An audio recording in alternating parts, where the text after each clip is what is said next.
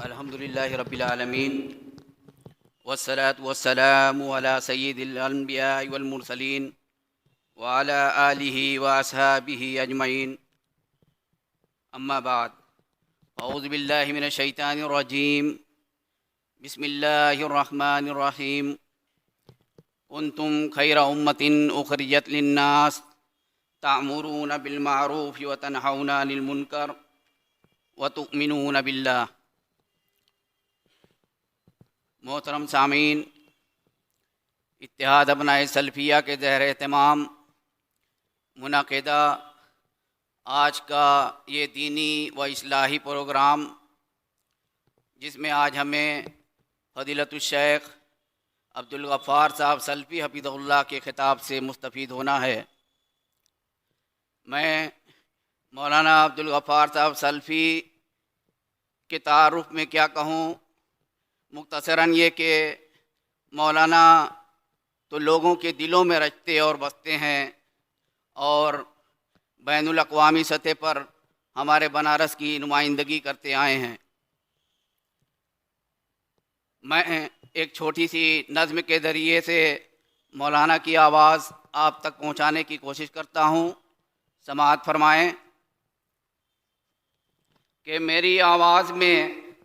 मेरी आवाज़ में मुस्तक़बिल ज़र्री झलकता है, मेरी आवाज़ में इंसानियत का दिल धड़कता है, मेरी आवाज़ सबको अमन का पैगाम देती है, मेरी आवाज़ जालिम का गिरेबां थाम लेती है, मेरी आवाज़ सुनकर जुल्म का दिल बैठ जाता है, मेरी आवाज़ से मज़लूम अपना सर उठाता है, मेरी आवाज़ से सरमायादारी कांप जाती है, मेरी आवाज़ से मुर्दा दिलों में जान आती है, मेरी आवाज़ फ़िरका परवरों को खून रुलाती है, मेरी आवाज़ शाही कसर पर बिजली गिराती है, मेरी आवाज़ तारीकी में शमा जलाती है, मेरी आवाज़ इंसाफ का रास्ता दिखाती है, मेरी आवाज़ सबको अमन का पैगाम देती है, मेरी आवाज़ जालिम का गिरेबां थाम लेती है।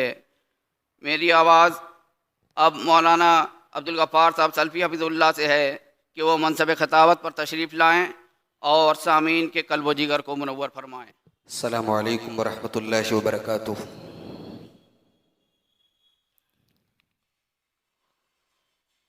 अल्हम्दुलिल्लाह नहमदुहु व नस्तईनुहु व नस्तग़फिरुहु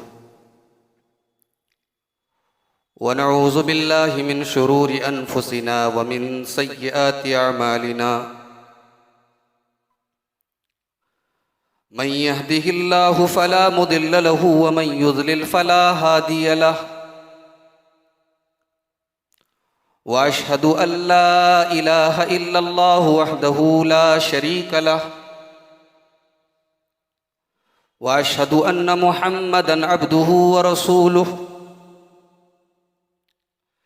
या अय्युहल्लज़ीना आमनुत्तक़ुल्लाह हक़्क़ तुक़ातिही व ला तमूतुन्न इल्ला व अंतुम मुस्लिमून। या अय्युहन्नासुत्तक़ू रब्बकुमुल्लज़ी ख़लक़कुम मिन नफ़्सिन वाहिदा व ख़लक़ मिन्हा ज़ौजहा व बत्त मिन्हुमा रिजालन कसीरन व निसाअ वत्तक़ुल्लाहल्लज़ी तसाअलून बिही वल अरहाम इन्नल्लाहा काना अलैकुम रक़ीबा। या अय्युहल्लज़ीना आमनुत्तक़ुल्लाह व क़ूलू क़ौलन सदीदा युस्लिह लकुम अअमालकुम व यग़फ़िर लकुम ज़ुनूबकुम व मन युतिइल्लाह व रसूलहु फ़क़द फ़ाज़ फ़ौज़न अज़ीमा। अम्मा बाद, फ़इन्न ख़ैरल हदीस किताबुल्लाह व ख़ैरल हदी हदी मुहम्मदिन सल्लल्लाहु अलैहि वसल्लम व शर्रल उमूरि मुहदसातुहा व कुल्ल मुहदसतिन बिदअह व कुल्ल बिदअतिन ज़लालह व कुल्ल ज़लालतिन फ़िन्नार। अऊज़ु बिल्लाहि मिनश शैतानिर रजीम। बिस्मिल्लाहिर रहमानिर रहीम।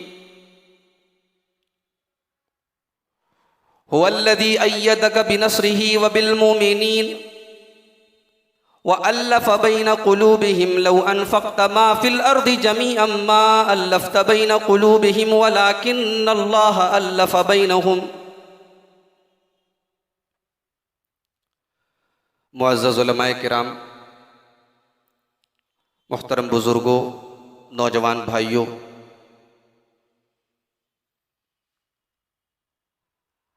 आज अगर हम पूरी दुनिया में आमतौर से और अपने समाज और सोसाइटी को खास तौर से अगर देखें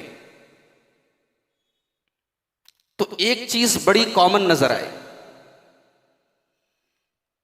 हर जगह आपस में बड़ी खींचातानी, पड़ोसी की पड़ोसी से नहीं बन रही है, बाप और बेटे का रिश्ता ठीक ठाक नहीं चल रहा है, भाई भाई में झगड़े हैं, दिलों के अंदर मोहब्बत नहीं है, एक दूसरे की उल्फत नहीं है।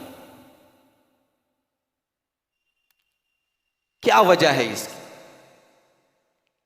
और क्या ऐसा किया जाए कि ये जो दूरियां हैं, ये जो दिलों में दरारें पड़ी हैं, ये खत्म हो जाए। अल्लाह ताला ने कुरान करीम में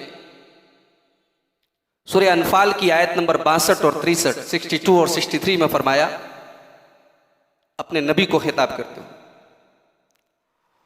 हुवल्लज़ी अय्यदक बिनस्रिही व बिल मोमिनीन। ऐ मेरे नबी, अल्लाह तबारक व तआला ने आपकी मदद फरमाई।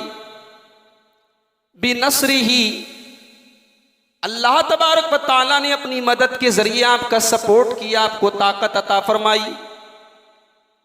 व बिल मोमिनीन, और सहाबे किराम के जरिए जो लोग आपके ऊपर ईमान लाए, उनके जरिए अल्लाह ताला ने आपका सपोर्ट किया, आपकी मदद की।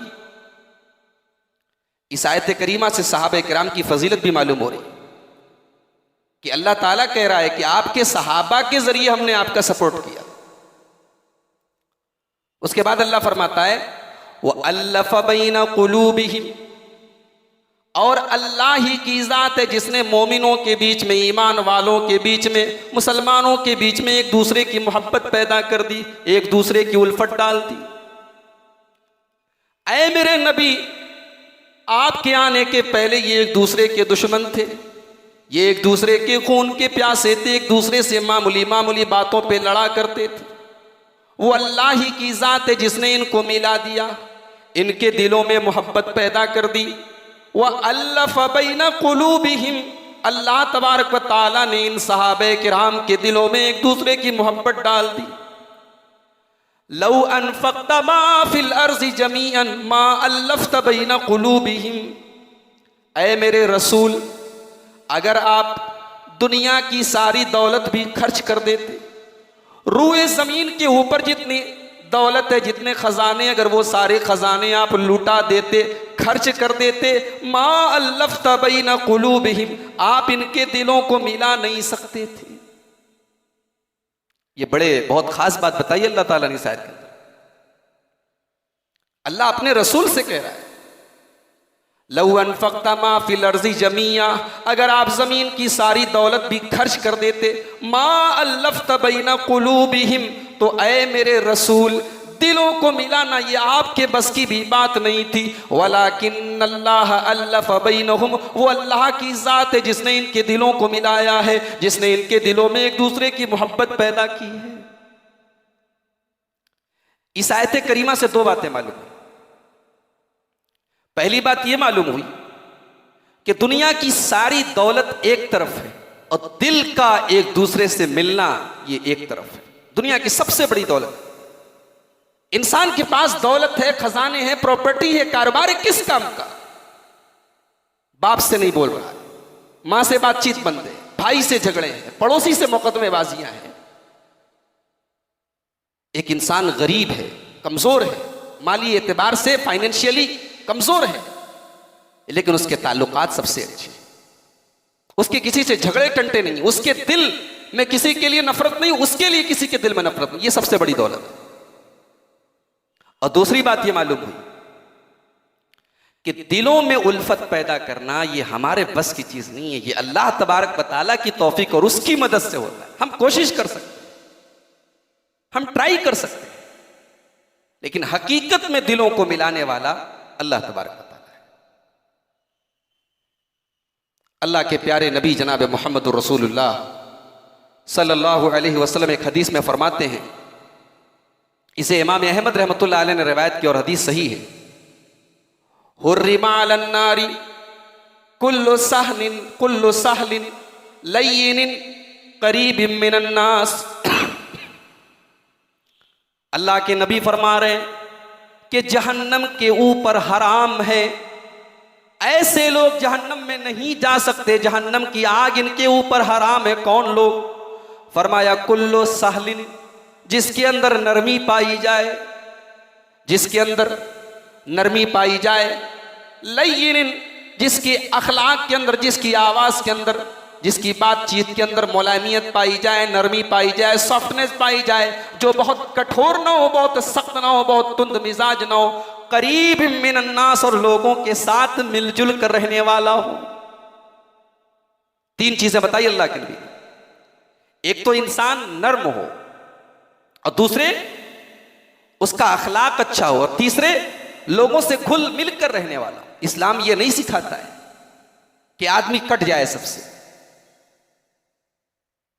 इस्लाम हमें ये तालीम नहीं देता है कि आप बोरिया नशीन बन जाएं, कुटिया में चले जाएं, पहाड़ पे चले जाएं, कि ये सब झगड़े, ये टंटे, इनसे हम दूर रहे। नहीं, आपको रहना इसी सोसाइटी में, इसी समाज में रहना है, शादी भी करनी है, ताल्लुकात भी निभाने हैं, बच्चों की जिम्मेदारियां भी अदा करनी है, फैमिली की जिम्मेदारियां भी अदा करनी है, और इन सब के बीच में रह के अपने अखलाक को बेहतर बनाना है।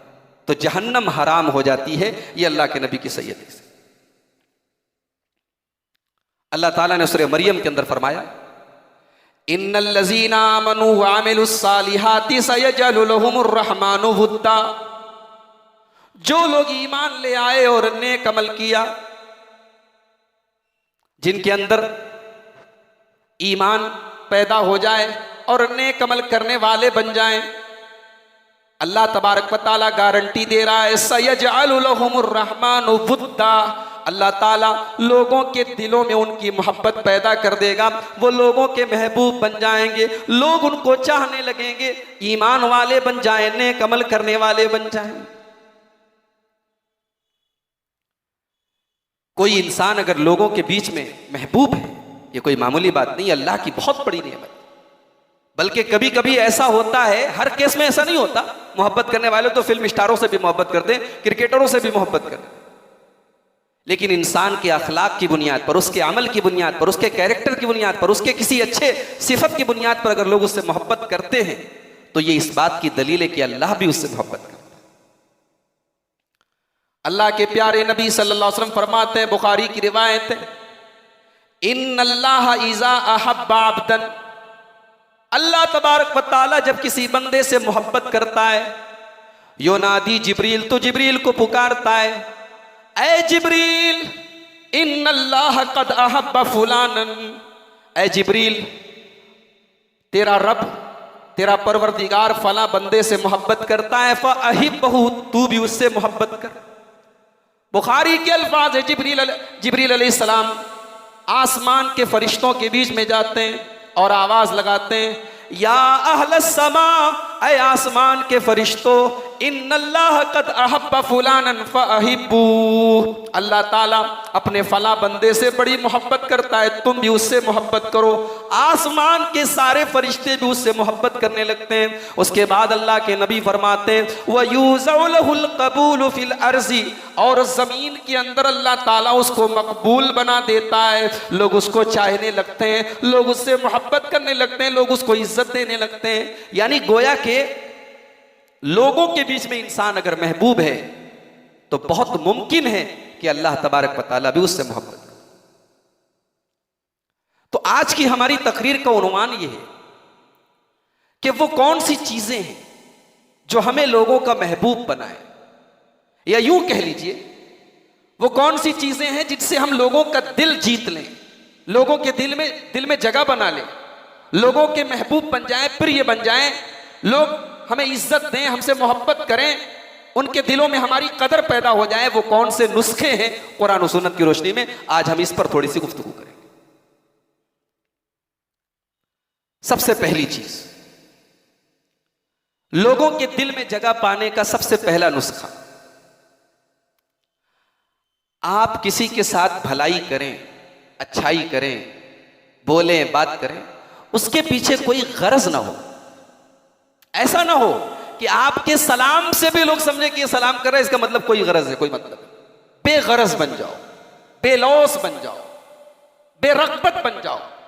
ऐसा ना हो कि आप किसी से मिले तो लोग आपकी शक्ल देख के समझ जाए लग रहा है कि कोई काम है इसका।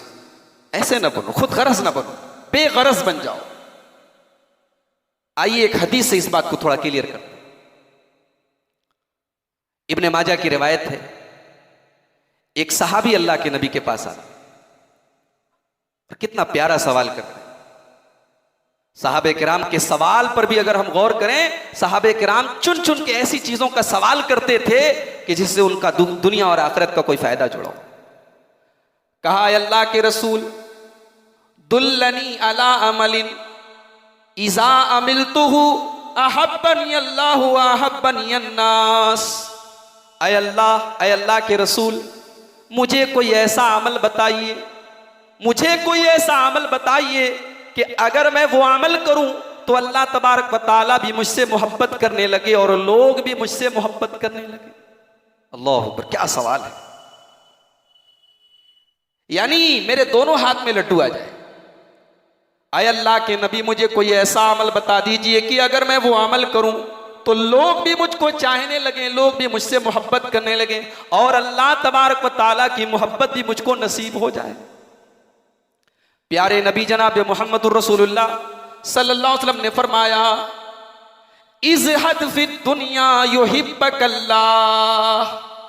ऐ मेरे सहाबी, ऐ मेरे साथी, तुम दुनिया से बेरगबत हो जाओ, दुनिया के पीछे भागना बंद कर दो। दुनिया में रहो, दुनिया में जिंदगी गुजारो, लेकिन आखिरत की तैयारी करो, अपने दिल को आखिरत के साथ जोड़ लो, अल्लाह तबारक व तआला तुमसे मोहब्बत करने लगेगा। इस्लाम ये नहीं सिखाता कि आप दुनिया न कमाएं, कारोबार न करें, दुनिया की नेमतों से फायदा न उठाएं, सब कुछ करें, मगर दुनिया को अपना टारगेट न बनाएं, दुनिया को अपनी जिंदगी का मकसद न बनाएं, आखिरत को अपना मकसद बनाएं। अल्लाह के नबी फरमाते, इज़हद फिद दुनिया, तुम दुनिया से दिलचस्पी लेना, दुनिया के पीछे भागना, दुनिया के अंदर इंटरेस्ट लेना छोड़ दो। दुनिया में रहो लेकिन मुसाफिर की तरह, दुनिया में रहो लेकिन अजनबी की तरह, दुनिया में रहो जैसे अल्लाह के नबी रहा करते थे। नबी अकरम सल्लल्लाहु अलैहि वसल्लम दुनिया में कैसे रहते थे, एक मिसाल मैं दे देता हूं। तिरमिज़ी की रिवायत है, सहाबे किराम अल्लाह के नबी के पास आते हैं। आए अल्लाह के नबी, आप एक मामूली सी चटाई पर लेटा करते हैं, आपकी पीठ के ऊपर चटाई के निशान पड़ जाते हैं। आए अल्लाह के रसूल, दुनिया के बादशाह तो अपने अपने महलों में आराम से रहते हैं और आप इतने मामूली से बिस्तर पे लेटा करते हैं। आए अल्लाह के नबी, ये मंजर हम देख नहीं सकते। लवित्तखज़ना लक विताअन या रसूल अल्लाह, आए अल्लाह के रसूल, आप इजाजत दीजिए, हम आपके लिए बिछौने का इंतजाम कर दें, गद्दे का इंतजाम कर दें, बेहतरीन बिस्तर का इंतजाम कर दें। अल्लाह के रसूल फरमाते हैं, नहीं नहीं, ऐ मेरे सहाबा, मुझे नर्म व नाजुक बिस्तरों की जरूरत नहीं है। माली वली दुनिया, ऐ मेरे सहाबा, मेरा दुनिया से क्या लेना देना है। मा अना इल्ला कराकिबिन, मैं तो दुनिया में एक मुसाफिर की तरह हूँ, मैं तो दुनिया में एक मुसाफिर की तरह हूँ। इस्तज़ल्ल तहत शजरतिन, जो किसी पेड़ के नीचे आराम करने के लिए लेट जाए, वो पेड़, वो दरख्त उसकी मंजिल नहीं है, वो वक्ती आराम करने की जगह तो हो सकती है लेकिन उसकी मंजिल नहीं है। मैं दुनिया में उस मुसाफिर की तरह आया हूँ। दुनिया हमारे लिए हमारी मंजिल नहीं होनी चाहिए, हमारी मंजिल आखिरत है। हमारी मंजिल जन्नत है, हमारा टारगेट जन्नत है। हम जन्नत को अपना टारगेट बना लें, दुनिया से बेरग़बत हो जाएं। अल्लाह के प्यारे नबी सल्लल्लाहु अलैहि वसल्लम फरमाते हैं, अल्लाह ताला तुमसे मोहब्बत करने लगे। और लोग कैसे मोहब्बत करेंगे? फरमाया वज़हद अम्मा फी ऐदिन नास, और ऐ मेरे सहाबी, तुम लोगों के माल और दौलत से लालच करना छोड़ दो। लोगों के पैसे, लोगों की दौलत, लोगों के खाने पीने के पीछे भागना बंद कर दो। लोगों के माल और दौलत से, लोगों के सामान से तुम बेनियाज हो जाओ, लोग मोहब्बत करने लगेंगे। इंसान की फितरत है, इंसान अपने दोस्तों को भी परखता है कि ये हमारा दोस्त है, देखिए ये हमारे बुरे टाइम में हमारे काम आता है। कहीं ऐसा तो नहीं कि दावत में बुलाता हूं तो आता है, किसी फंक्शन में बुलाता हूं तो आता है, कभी कोई काम पड़ा, कोई जरूरत पड़ी तो हमेशा इसने इनकार किया। ऐसे दोस्त की कोई कद्र नहीं करता। ये इंसान की फितरत है, इंसान की फितरत है। लोग लालची लोगों को पसंद नहीं करते, लोग मतलबी लोगों को पसंद नहीं करते, लोग खुदगरज लोगों को पसंद नहीं करते। हां, जो बेगरज हो, बेलौस हो, जो वाकई में वक्त पर हमारे काम आए, जो हमसे मिले तो मिलने के पीछे कोई मफाद ना हो, कोई मकसद ना हो, कोई गरज ना हो, ऐसे इंसान से लोग मोहब्बत करते। अल्लाह के प्यारे नबी ने नुस्खा बताया कि वज़हद अम्मा फी ऐदिन नास, लोगों के मालो दौलत पर नजरें गड़ाना बंद कर दो, बेनियाज हो जाओ, बेगरज हो जाओ, लोग भी तुमसे मोहब्बत करने लगे। तो ये पहला नुस्खा है। अगर आप चाहते हैं कि लोग आपसे मोहब्बत करें, लोगों के दिल में आपकी जगह बन जाए, तो आप बेगरज बन जाइए, मतलब परस्ती अपने दिल से निकाल दीजिए। इमाम हसन बसरी का नाम आपने सुना हो, बहुत बड़े इमाम गुजरे। कहां के रहने वाले थे? बसरा, एक छोटा सा शहर है बसरा, बसरा के रहने वाले। बसरा के अंदर एक देहाती आया। देहाती ने बसरा वालों से पूछा, यहां के सरदार कौन है? लोगों ने जवाब दिया, इमाम हसन बसरी। कहा कि अरे इमाम है और लोगों के सरदार हैं, लोगों के दिलों पर राज करते हैं, आखिर क्या खास बात है उनके अंदर? कहा कि इहताजन नासु इला इल्मिही, लोगों को उनके इल्म की जरूरत पड़ती है। वहुआ इस्तगना अन दुनियाहुम, लेकिन हसन बसरी को लोगों की दुनिया की जरूरत नहीं। वो कभी लोगों के दरवाजे पे माल की तलब में, पैसे की तलब में, लालच में नहीं जाते। लोग चल के उनके पास आते उनसे इल्म हासिल करने के लिए, वो कभी दुनिया हासिल करने के लिए लोगों के दर पे नहीं गए। यही वो चीज है जिसने बसरा के लोगों के दिलों को जीत लिया और सबके दिलों पर राज करने लगा। तो ये पहली चीज है मेरे भाई, खुद गर्जी अपने अंदर से निकाले। हमारा अगर ये मिजाज है कि हम किसी को सलाम भी करें तो सलाम के पीछे मकसद है, मिले तो मुलाकात के पीछे भी मकसद है, मुसाफा करें तो उसके पीछे भी कोई गरज है, अल्लाह की कसम लोग वक्ती तौर पे मुस्कुरा के हमसे मिलेंगे, पीठ के पीछे हमारी बुराई करें। इंसान के दिल में अगर जगह बनानी है, बेगरज बनो, बेलौस बनो, मिलो तो बेमफाद के मिलो, बगैर मकसद के मिलो, मोहब्बत और ताल्लुकात बनाओ। दूसरी चीज, हमारी शरीयत ने बड़ा अच्छा एक नुस्खा बताया हमें लोगों के दिल में मोहब्बत पैदा करने का। सलाम। सलाम, आप गौर करें, पूरी दुनिया के मुसलमानों को आपस में कनेक्ट करने का कितना बेहतरीन तरीका। आप उम्रा करने गए सऊदी अरब, हज करने गए आप मक्का मदीना, वहां आपको कोई हाजी मिला, वो गोरा है कि काला है, अमेरिकन है कि इंडियन है, कहां का है, कौन सी भाषा है, कौन सी लैंग्वेज है, आपका उसके साथ कम्युनिकेशन जोड़ने का सबसे आसान तरीका है अस्सलाम वालेकुम। ये सलाम है जो आपको उससे जोड़ देता है। भाषाएं अलग है, लैंग्वेजेस अलग हैं, बोलियां अलग हैं, रंग अलग है, मिजाज अलग है, कल्चर अलग है, लेकिन सलाम ने आपको जोड़ दिया। ये सलाम के अंदर खास बात। अच्छा, सलाम के मतलब पर भी गौर करो। जब आप किसी मुसलमान से मुलाकात करते हैं और उसको जब आप सलाम करते हैं, अस्सलामु अलैकुम व रहमतुल्लाहि व बरकातुहू, वो आपका कट्टर दुश्मन भी अगर है और आप सलाम करते हैं तो गोया कि आपने अपने उस कट्टर दुश्मन के लिए भी आपने सलामती की दुआ कर दी। आपने उसके हक में दुआ कर दी कि तेरे ऊपर अल्लाह की सलामती नाजिल हो, तेरे ऊपर अल्लाह की रहमतें नाजिल हो, तेरे ऊपर अल्लाह की बरकतें नाजिल हो। इसीलिए अल्लाह के प्यारे नबी फरमाते हैं, मुस्लिम शरीफ की रिवायत है, ला तदखुलूनल जन्नत हत्ता तुमिनू, ऐ सहाबा, तुम जन्नत में नहीं जा सकते जब तक तुम्हारे दिल में ईमान पैदा न हो जाए। वला तुमिनु हत्ता तहाबू, और जब तक तुम्हारे दिलों में एक दूसरे की मोहब्बत पैदा न हो जाए तुम ईमान वाले नहीं बन सकते।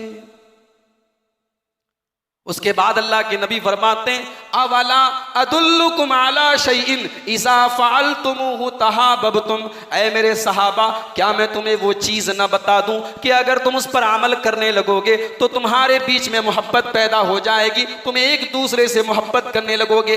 अफ़शुस सलाम बैनकुम, ऐ मेरे सहाबा, ऐ मेरी उम्मत के लोगों, तुम एक दूसरे के बीच में सलाम को बढ़ावा दो।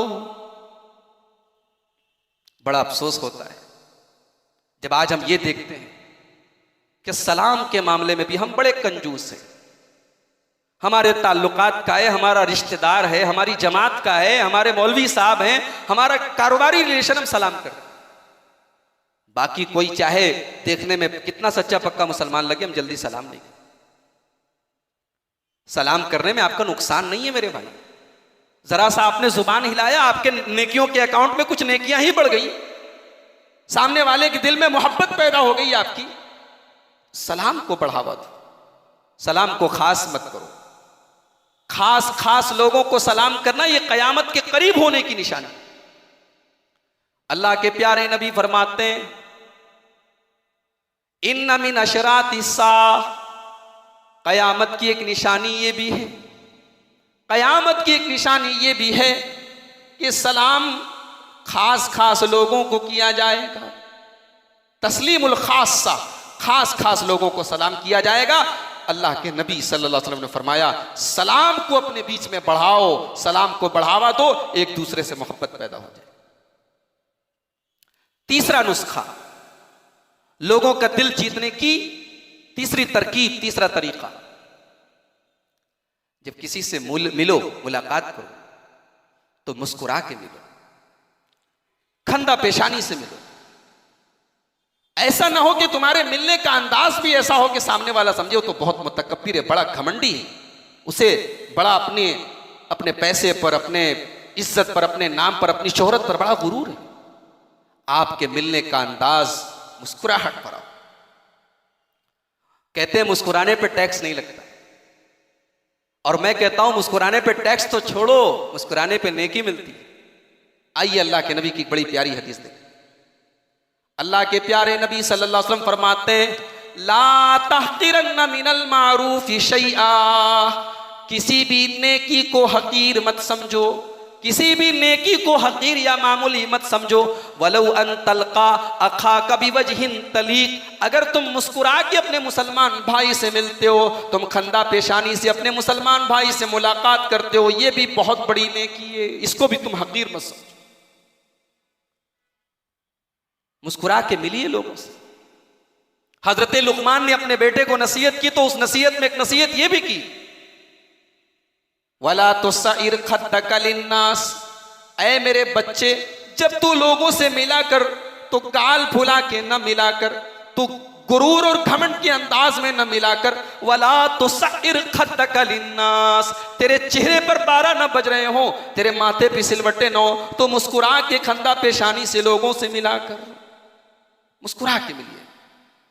मुस्कुराना, लोगों से मुलाकात के टाइम मुस्कुरा के मिलना, यह भी इंसान के दिल में आपकी मोहब्बत और आपकी कदर पैदा करता है, और यह आपके नामे आमाल में एक नेकी का इजाफा करता है। और क्या चाहिए? तो यह तीसरी चीज है। नंबर 4, लोगों के दिल में मोहब्बत पैदा करने का चौथा तरीका यह है कि आप किसी से मुलाकात के लिए जाएं, अपने किसी दोस्त से, किसी रिश्तेदार से मुलाकात के लिए जाएं, और मकसद क्या हो? अल्लाह को राजी। आज ऐसा होता है क्या? आज तो सोनारपुरा से मालती बाग भी बगैर मतलब के कोई नहीं जाता, एक मोहल्ले से दूसरे मोहल्ले कोई बगैर काम के नहीं जाता। आप कह सकते हैं उसकी एक वजह हमारा बिजी शेड्यूल है, हमारी बिजी लाइफ है, हमारे जिंदगी का बदलता मेयार है।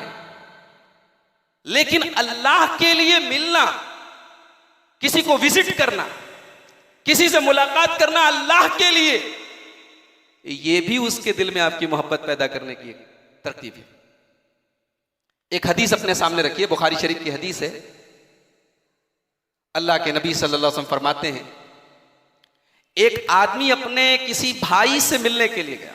अब यहां भाई से मुराद वो सगा भाई नहीं है, ईमान वाला भाई है, अपने किसी साथी से, ईमान वाले भाई से मिलने के लिए गया। रास्ते में अल्लाह ताला ने फरिश्ते को भेजा। फरिश्ते ने पूछा, अईना तुरीद, कहां जा रहे हो? उस आदमी ने जवाब दिया, उरीदु अखन ली फी हाज़िहिल क़रिया, मैं इस गांव में जा रहा हूं, मैं इस मोहल्ले में, इस बस्ती में जा रहा हूं, मेरा एक भाई रहता है, मेरा एक दोस्त रहता है, मेरा एक साथी रहता है।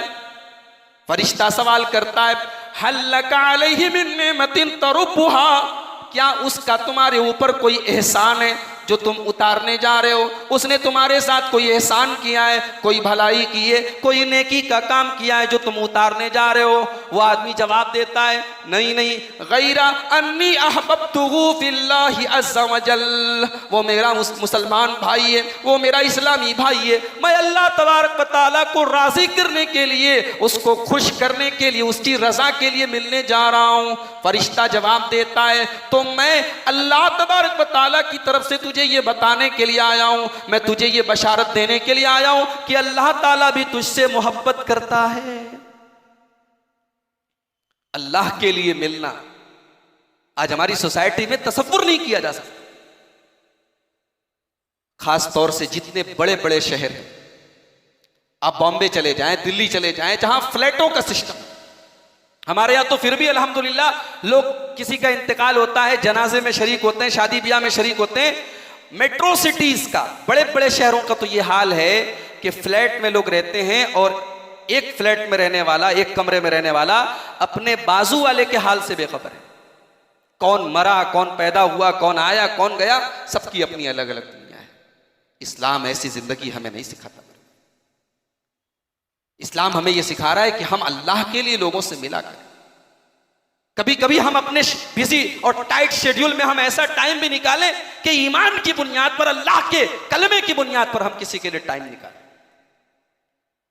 आज हम और आप इस मस्जिद में जमा हुए हैं और यकीनन दिलों का हाल तो अल्लाह जानता है, लेकिन मकसद यही है कि यहां पर एक तकरीर होगी, दीनी बात होगी, कुरान और हदीस की बात होगी, आप इसलिए जमा हुए। अल्लाह हम सबकी हाजिरी को भी कबूल फरमाए।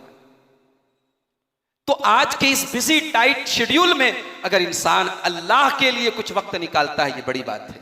तो ये चौथा तरीका है लोगों के दिलों को जीतने का। नंबर 5, पांचवा तरीका क्या है लोगों के दिल में मोहब्बत पैदा करने का?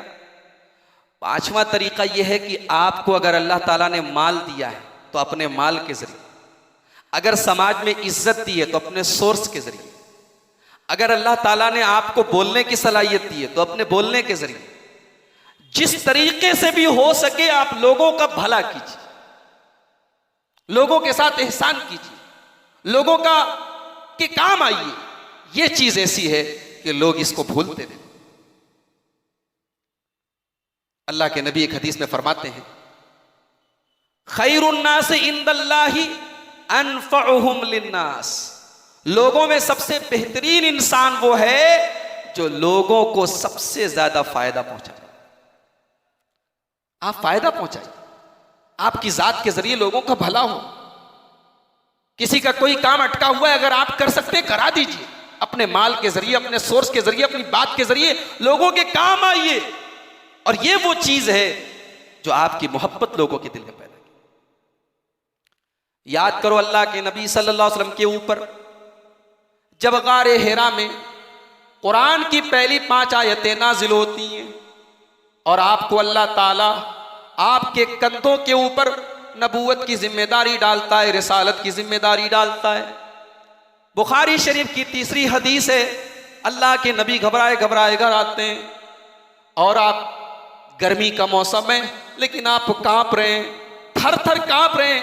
आप अपनी बीवी खदीजा से कहते हैं, ऐ खदीजा चादर लाओ, कंबल लाओ। हजरत खदीजा कंबल लाती हैं, अल्लाह के नबी को कंबल उड़ाती हैं।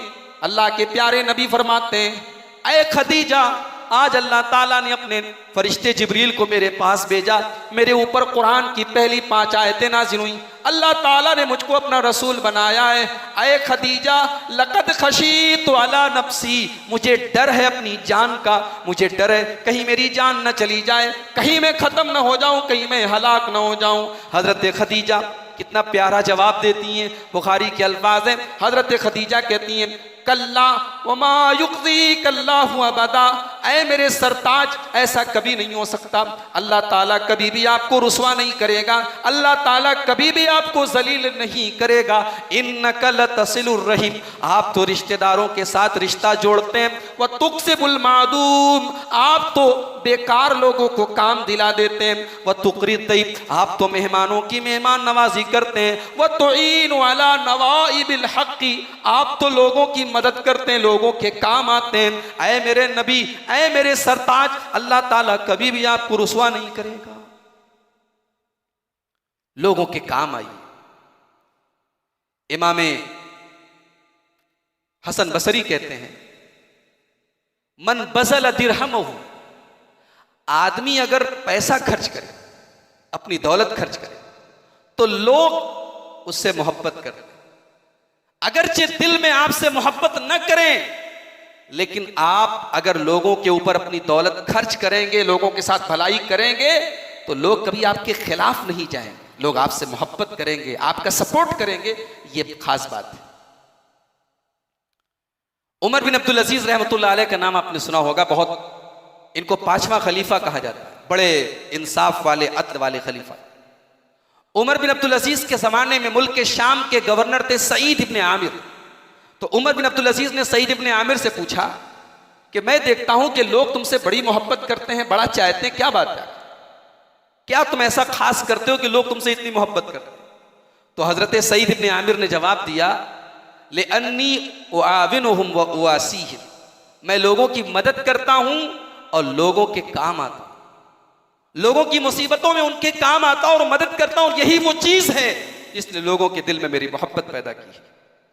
मेरे प्यारे भाइयों, कभी कभी आप तोहफे तहायफ भी लोगों को दीजिए, मौका मुनासबत के एतबार से तोहफे तहायफ भी दीजिए। अल्लाह के नबी की हदीस है तहादू तहाबू, एक दूसरे को हदिया दो, एक दूसरे को गिफ्ट दो, एक दूसरे को तोहफा दो, इससे आपस में मोहब्बत पैदा होती है, उल्फत पैदा होती है।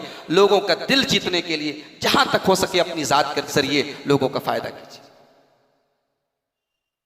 अरे इस्लाम तो वो दीन है, अगर आपने कहीं पर कोई पेड़ लगा दिया और उस पेड़ के जरिए, उस पौधे के जरिए लोगों को फायदा हो रहा है, परिंदों को फायदा हो रहा है, जानवरों को फायदा हो रहा है, वो पेड़, वो पौधा भी आपके हक में सदका बनेगा। अल्लाह के प्यारे नबी सल्लल्लाहु अलैहि वसल्लम फरमाते हैं, बुखारी की रिवायत है, मन ज़रा ज़रअन ताकुलु मिन्हु तैरू, अगर आदमी कहीं कोई पौधा लगा दे, कोई पेड़ लगा दे, उसमें परिंदे खाते हैं, उसमें जानवर फायदा उठाते हैं, उससे इंसान फायदा उठाते हैं, इल्ला कान लहू बिही सदका, वो पेड़, वो पौधा भी उस इंसान के लिए सदका बन जाएगा। कयामत के दिन उसके नामे आमाल में नेकियों का इजाफा कर।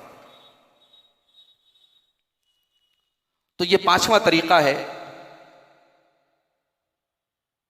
लोगों के दिलों में अपनी मोहब्बत पैदा करने का।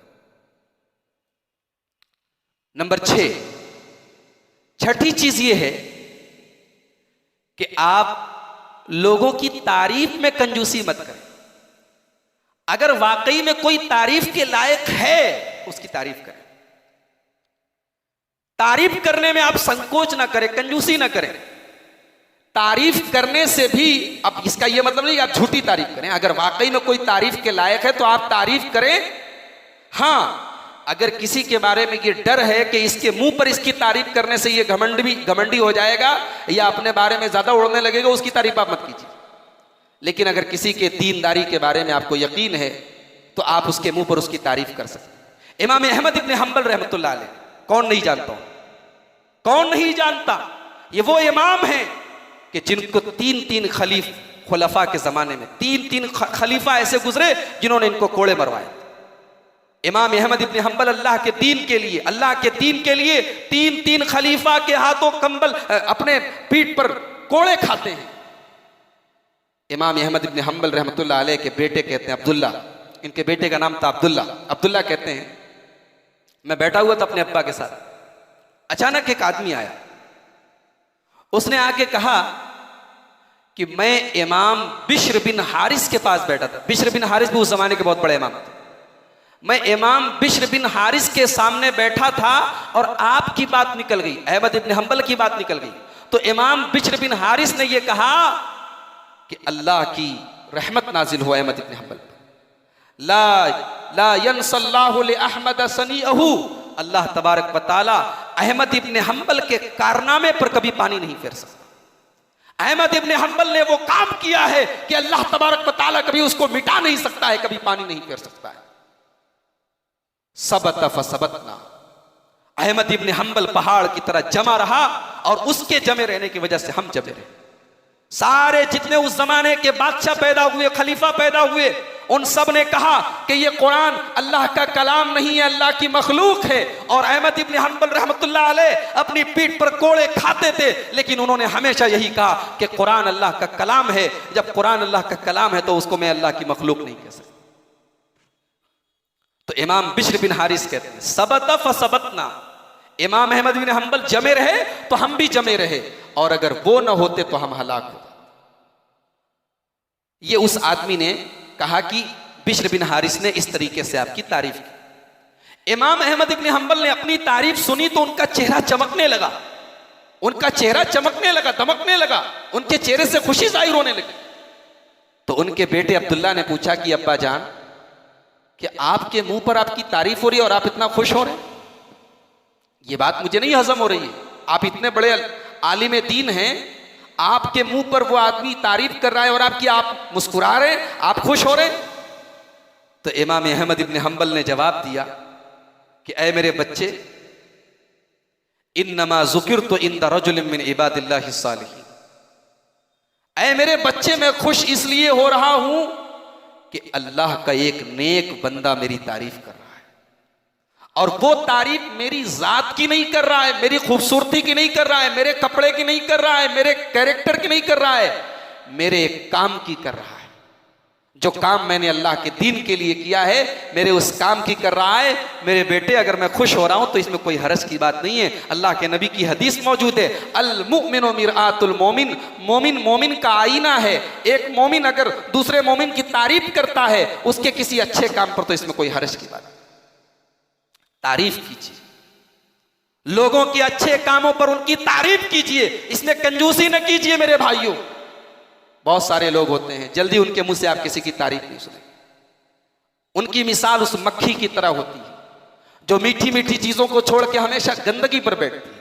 उनके पास आप जब भी बैठेंगे, फला बहुत बुरा है, फला बहुत बुरा है, फला के अंदर ये कमी है, फला के अंदर ये कमी है, उनकी जुबान पर आप कभी किसी की तारीफ नहीं सुनेंगे। मेरे भाइयों, तनकीद करो, एतराज करो, किसी के अंदर कोई नुक्ता है तो नुक्ता चीनी करो, मगर ये क्या कि नुक्ता चीनी और एतराज आपकी पहचान बन जाए, आपकी आइडेंटिटी बन जाए। आप जब भी जुबान से निकाले तो लोगों पर तनकीद ही निकाले, लोगों पर एतराज ही निकाले, ये एक मोमिन की शान नहीं है।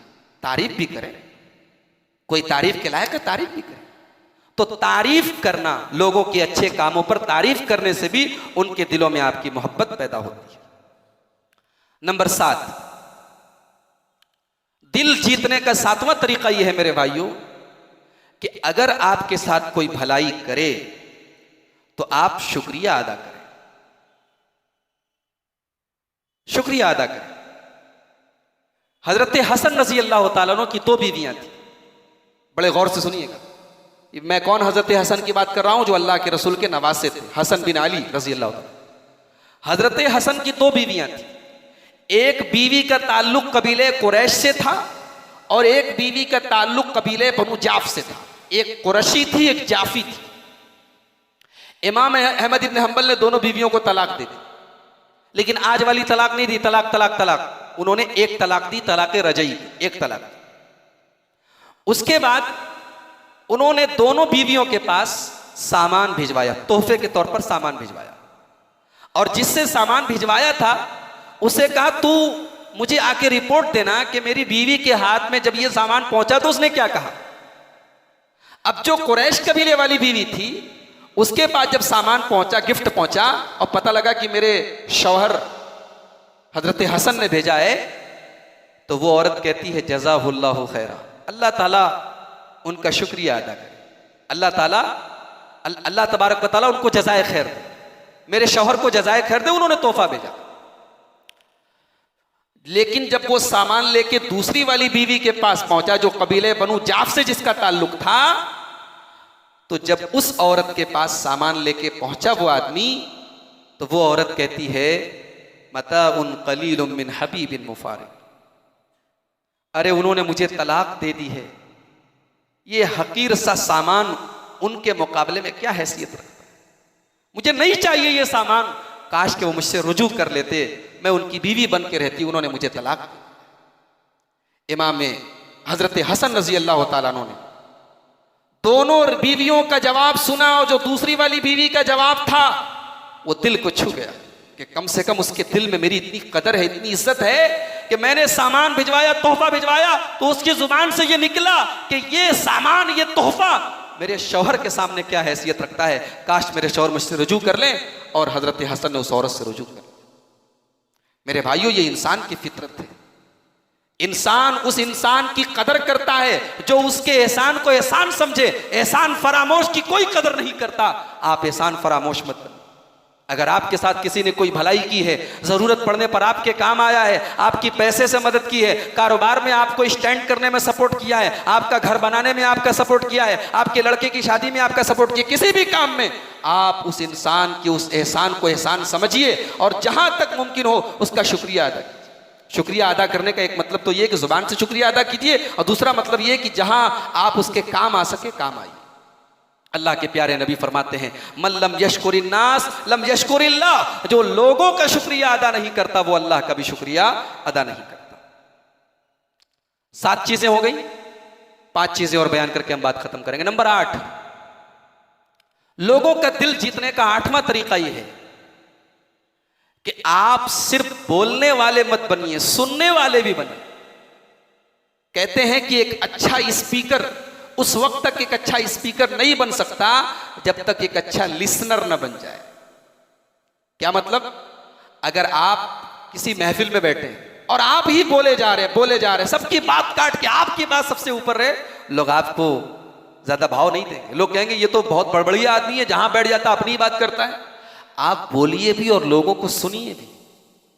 अल्लाह के प्यारे नबी जनाब मोहम्मद रसूलुल्लाह सल्लल्लाहु अलैहि वसल्लम जब किसी से बात करते थे तो सामने वाले की बात बड़े गौर से सुनते, उसकी बात बीच में काटते नहीं थे, और जब वो बात कर लेता था तब आप अपनी बात करते थे। हजरत अता, ये बहुत बड़े ताबई हैं, ये कहते हैं कि मेरे सामने कोई आदमी आता और कोई बात कहता है और वो बात मुझे पता है, लेकिन मैं इतने गौर से सुनता हूं कि उसको लगता है कि ये बात मैंने आज तक सुनी नहीं। ये अता इब्न अबी रोबा कह रहे हैं कि मेरे सामने कोई आदमी बात करता है और वो बात मैं उसके पैदा होने के पहले ही सुन चुका हूं, 50 साल पहले ही सुन चुका हूं, लेकिन जब वो नौजवान मुझसे बात करता है तो मैं इतने खामोशी से और चुपचाप से सुनता हूं कि लगता है कि आज ही मैं सुन रहा हूं, पहली बार सुन। कुछ लोगों की आदत होती है वो सामने वाले को बोलने का मौका ही नहीं देना चाहते, वो मजलिस में जहां बैठ गए अपनी ही बातें किए जा रहे। ये अच्छी चीज नहीं। आप एक अच्छे स्पीकर अगर आप बनना चाहते हैं, एक अच्छे लिसनर बनिए। अगर आप एक अच्छे वक्ता बनना चाहते हैं तो एक अच्छे श्रोता बनिए। अगर आप एक अच्छे मुकर्रिर बनना चाहते हैं, अगर आप बोलने में एक्सपर्ट होना चाहते हैं तो सुनने की ताब भी अपने अंदर रखिए। ये मजलिस के आदाब भी हैं और लोग भी ऐसे लोगों की कदर करते हैं। नंबर 9, दिल जीतने का नवा तरीका यह है मेरे भाइयों, लोग अलग अलग क्वालिटी के हैं। कोई ऊंचे ग्रेड का है, कोई बहुत पैसे वाला है, कोई कमजोर है, किसी को समाज में बड़ा रुतबा हासिल है। तो जो जिस ग्रेड का हो, जिस लेवल का हो, उसको इज्जत दी जाए। आपके इलाके का विधायक आ गया, MP आ गया, अगरचे गैर मुस्लिम है, अगरचे उसके अखलाक बहुत अच्छे नहीं है, उसका कैरेक्टर बहुत अच्छा नहीं, लेकिन है वो आपके इलाके का MP, है वो आपके इलाके का विधायक, तो आप अपने घर में जब वो आए, आपके इलाके में आए, उसको ऊंचा मकाम दें। ये मैं एक मिसाल दे रहा हूं, वरना समाज के हर तबके पर आप इसको अप्लाई कर लें कि अगर कोई इंसान किसी ऊंचे मकाम पर है तो आप उसको उसका मकाम दें। आप याद करें अपने रसूल की सीरत को सल्लल्लाहु अलैहि वसल्लम। फतेह मक्का का मौका है, अल्लाह के नबी मक्का में दाखिल हुए, 10,000 सहाबे किराम आपके साथ थे, पूरा मक्का फतह हो चुका है। अल्लाह के नबी ऐलान करते हैं, मन दखल दारा अबी सुफियान, जो अबू सुफियान के घर में चला गया, फहुवा मोमिन, उसको अमान दी जाती। अबू सुफियान कौन थे? अबू सुफियान अभी ईमान नहीं लाए हैं, लेकिन मक्का के सरदार थे, कुरैश के सरदार थे। तो अल्लाह के नबी ने उनकी सरदारी का ख्याल रखा और उस मौके पर ऐलान किया कि अबू सुफियान के घर में कोई चला गया तो उसको अमान दी जाती। ये अल्लाह के नबी का अंदाज था। आप इज्जत करें, लोगों को उनका मकाम दें। एक हदीस सुने, अबू दाऊद की हदीस है, अल्लाह के प्यारे नबी सल्लल्लाहु अलैहि वसल्लम फरमाते हैं, इन्नल्लाह खलक़ आदम मिन क़ब्ज़तिन क़बज़हा मिन जमीइल अर्ज़। अल्लाह ताला ने हजरत आदम को जब पैदा किया तो एक मुट्ठी मिट्टी से पैदा किया। अब अल्लाह तबारक व तआला की मुट्ठी कैसी है? ये अल्लाह तबारक व तआला की जात के लायक है। उसको हम अपनी मुट्ठी पर कयास ना करें, उसको हम अपनी मुट्ठी की तरह ना समझें। अल्लाह ताला ने एक मुट्ठी, अब वो मुट्ठी कैसी थी? वो अल्लाह की जात के लायक थी। एक मुट्ठी मिट्टी से अल्लाह ताला ने आदम को पैदा किया, और वो एक मुट्ठी मिट्टी कहां से ली अल्लाह ताला ने? मिन जमीइल अर्ज़, पूरी जमीन से ली।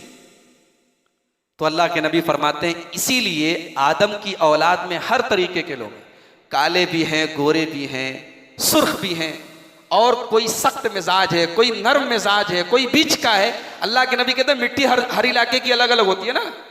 मैं कभी कभी झारखंड में एक इलाके में गया, वहां एक इलाका है उसका नाम है लाल मटिया, भागलपुर के आगे एक इलाका है लाल मटिया, वहां मिट्टी लाल होती है और वो मिट्टी इतनी मजबूत होती है, उसी मिट्टी से वहां ईंटें बनती हैं, बहुत मजबूत ईंट बनती है, वहां की मिट्टी बाहर भी जाती है। तो हर इलाके की मिट्टी अलग होती है। अल्लाह ताला ने आदम अलैहिस्सलाम को पूरी जमीन से मिट्टी लेके पैदा किया।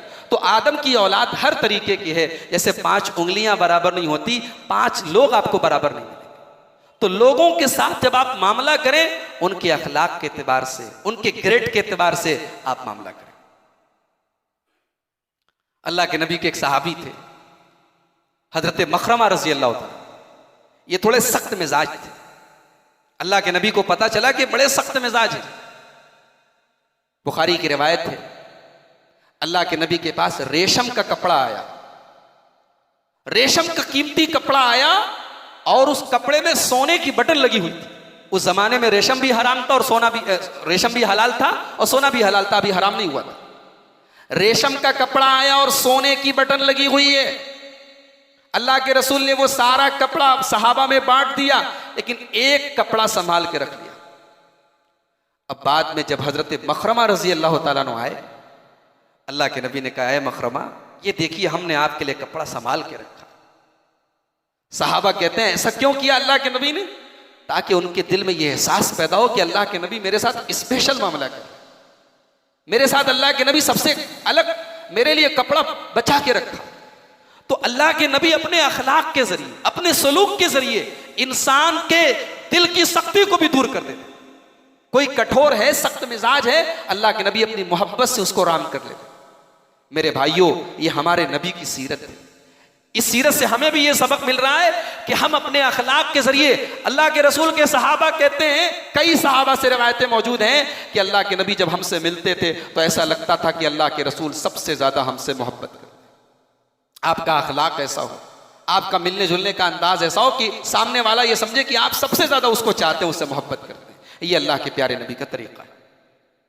नंबर 10, दिलों को जीतने का 10वां तरीका यह है कि आप लोगों का दिल ना तोड़ें। कोई बुरा है, उसके मुंह पर उसको बुरा ना कहें। एक सहाबी अल्लाह के नबी के पास आए, इजाजत तलब की उन्होंने, बाहर दरवाजे के बाहर इजाजत तलब की। अल्लाह के रसूल को पता चला कि फला आदमी आए हैं। बुखारी की रिवायत है, अल्लाह के नबी ने फरमाया, बिसा अखुल अशीरा, बहुत बुरा आदमी आ गया, अपने खानदान का सबसे बुरा आदमी आ गया। लेकिन जब वो अंदर आया, अल्लाह के नबी बड़े मुस्कुरा के और बड़ी खंदा पेशानी से उससे मुलाकात कर दी। हजरत आयशा ये सारा माजरा देख रही। जब वो आदमी चला गया तो हजरत आयशा ने पूछा, है अल्लाह के नबी, वो दरवाजे के बाहर था तो आपने कहा बीसा अखुल अशीरा, बीसा अखुल अशीरा, अपने खानदान का सबसे बुरा आदमी है, और जब अंदर आया तो आप बड़ा मुस्कुरा के मिल रहे थे, बड़ा हंस बोल रहे थे।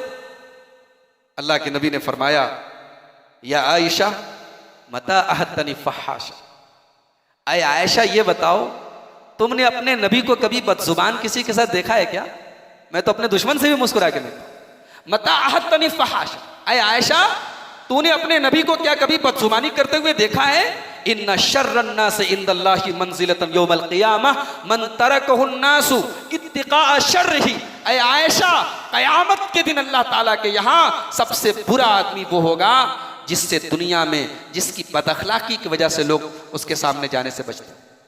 इंसान अगर इतना बदअखलाक हो जाए कि कोई उससे मिलना ना चाह रहे, वो तो बहुत बदतमीज आदमी है, गाली गलौज पे उतर आता है, बहुत बदतमीज आदमी है। अगर कोई इस मकाम तक पहुंच जाए तो अल्लाह के नबी फरमाते उससे बुरा कोई आदमी। अल्लाह ताला हम सब के अखलाक को बेहतर बनाए। तो ये 10वीं चीज है कि हम लोगों का ख्याल करें, लोगों का ख्याल करें। हम बुरे आदमी के मुंह पर भी उसको बुरा कहेंगे तो उसकी इस्लाह नहीं हो, मोहब्बत के साथ लोगों की इस्लाह करें। और 11वीं चीज है मेरे भाइयों कि हम अपनी बातचीत में नरमी पैदा करें, अपने कलाम में नरमी पैदा करें। अल्लाह ताला अपने रसूल से फरमाता है, फबिमा रहमतिम मिनल्लाहि लिंता लहुम, ऐ मेरे नबी अल्लाह तबारक व तआला की ये रहमत है, अल्लाह तबारक व तआला का ये करम है कि आपके अंदर नरमी पैदा हो गई। वलौ कुन्ता फज़्ज़न, ऐ मेरे नबी अगर आप सख्त दिल होते, सख्त मिजाज होते, गलीज़ल क़ल्बी, अगर आपका दिल कठोर होता, लनफ़द्दू मिन हौलिक, तो ये सहाबा किराम की जमात आपके आसपास न होती, इतने आपके सहाबा न होते, इतने आपके चाहने वाले लोग न होते। ये आपका अखलाक है, ये आपकी मीठी आवाज है, ये आपकी नरमी है, ये आपका बोलने का अंदाज है जो अल्लाह ताला ने आपको अता किया है कि लोग आपको चाहें।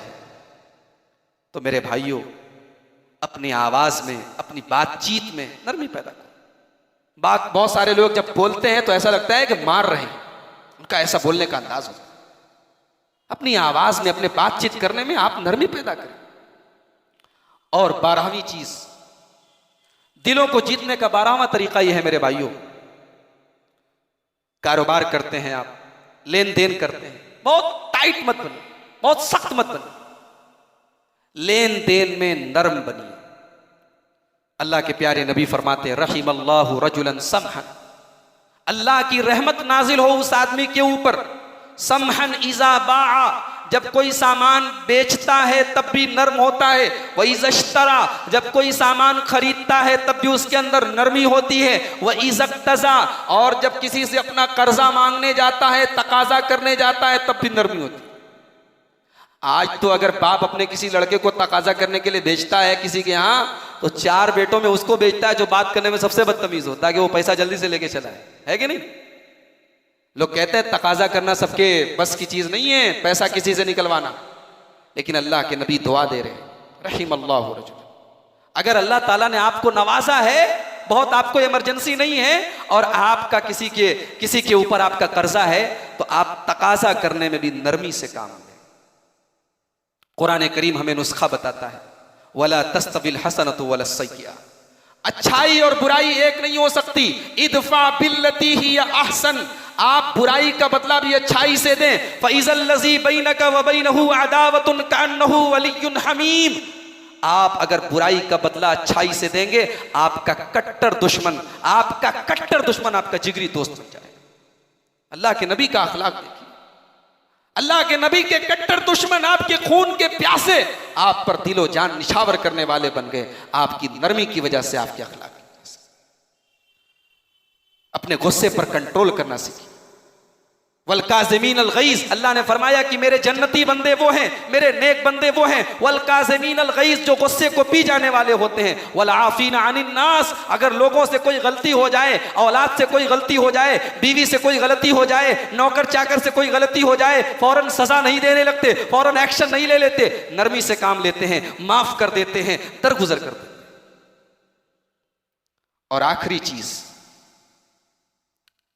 लोगों के दिल में मोहब्बत पैदा करने का 13वां और आखिरी तरीका, जिसको बयान करके हम बात खत्म करेंगे, कि आपका कपड़ा, आपका जाहिरी सरापा, आपका रहन सहन भी अच्छा होना चाहिए।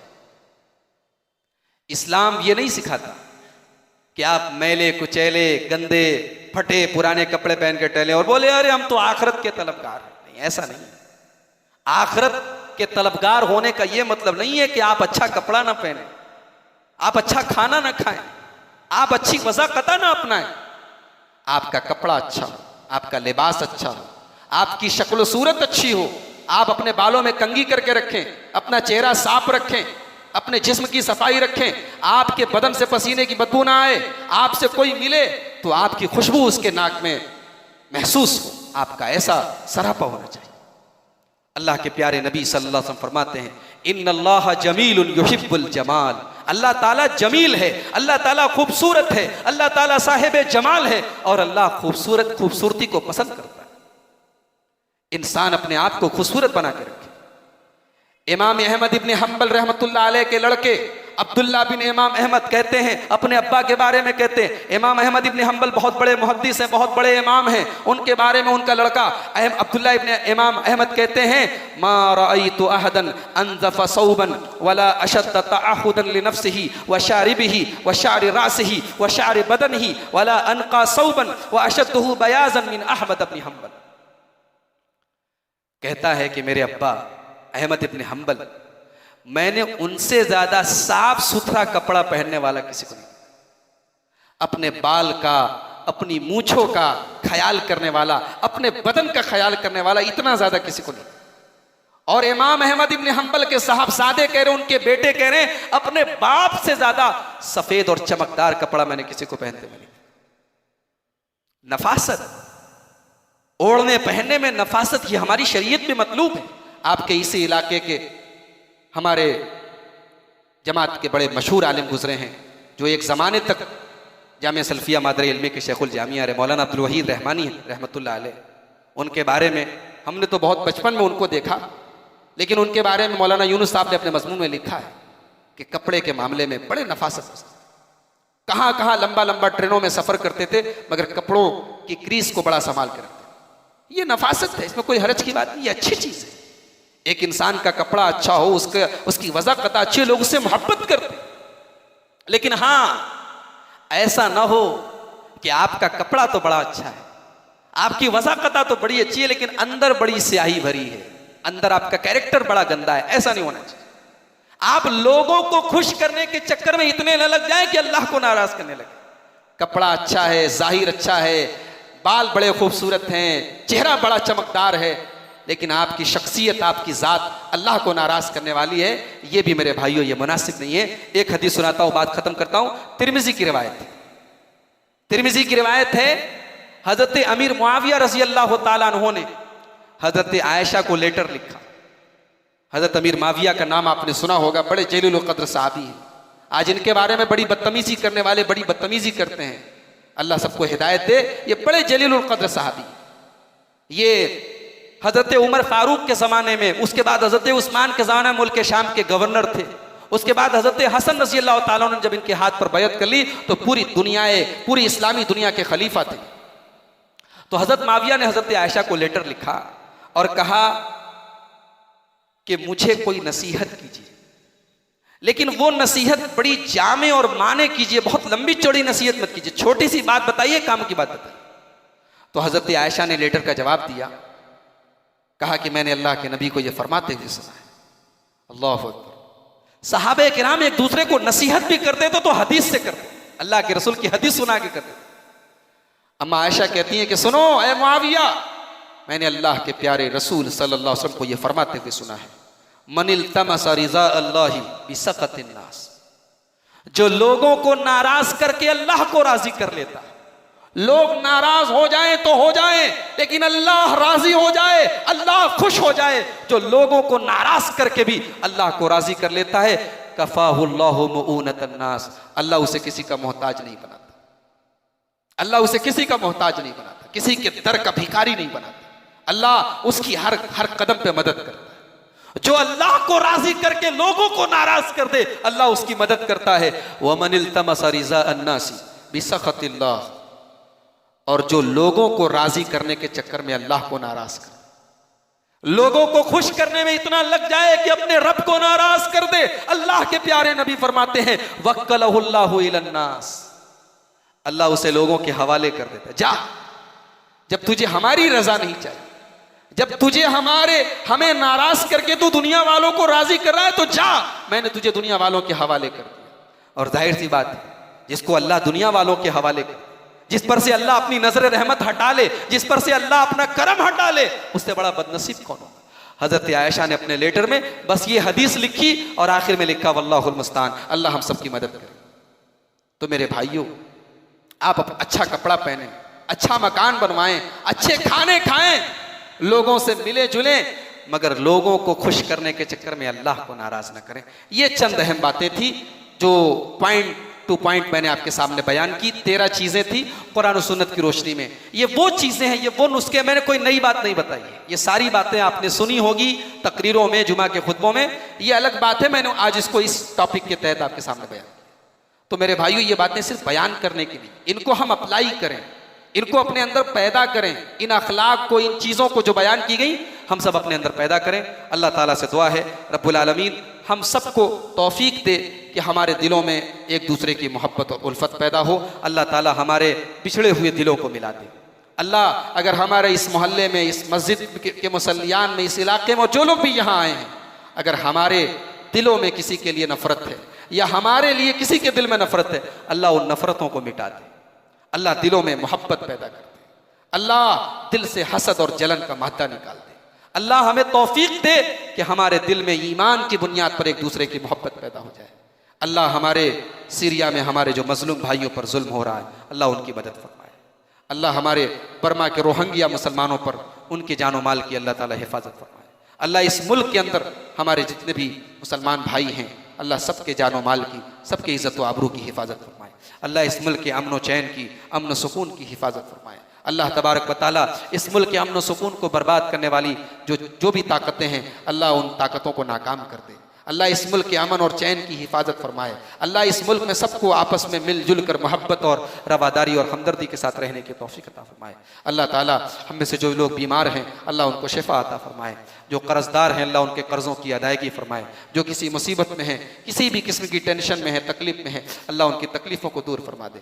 जो इस दुनिया से जा चुके हैं, अल्लाह उनकी मग़फ़िरत फरमाए। अल्लाह हम सब का खात्मा ईमान करे फरमाए। अल्लाह ताला हमें तौहीद और ईमान पर जिंदा रहने की तौफीक अता फरमाए और खात्मा हम सब का ईमान पर हो। आमीन। व आखिर दावाना अनिल हम्दुलिल्लाहि रब्बिल आलमीन। अस्सलामु अलैकुम व रहमतुल्लाहि व बरकातुहू। कोई सवाल है?